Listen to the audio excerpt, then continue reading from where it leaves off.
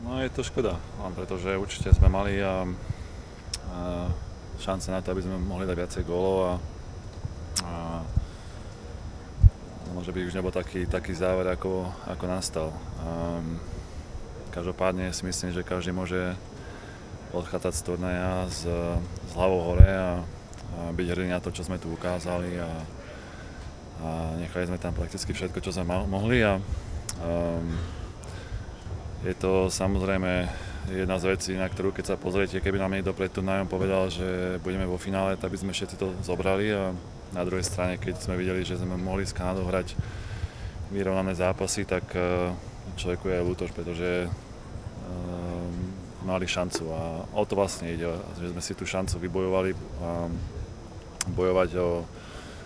svetový pohár a o titul svetového pohára takže ja si myslím, že na to môžeme byť určite všetci hráči a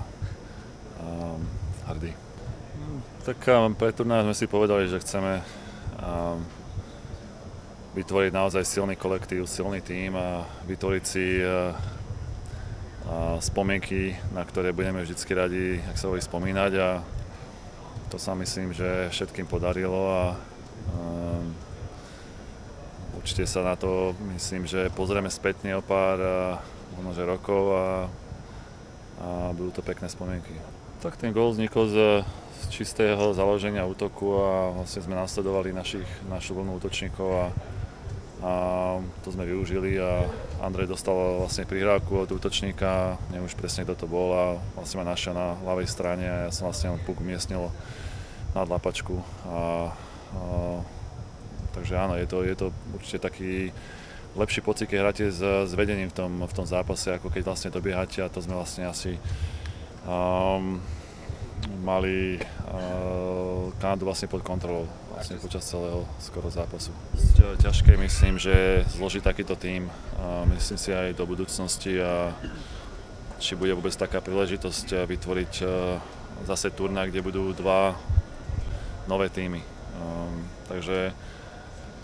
veľa z nás hovoríme, že to bol prvý a posledný krát a necháme sa asi prekvapiť, či to ešte bude možné v budúcnosti vytvoriť takéto niečo podobné, ako bolo teraz. Tak toto samozrejme vás pripraví asi najlepšie, ako len sa dá. Je to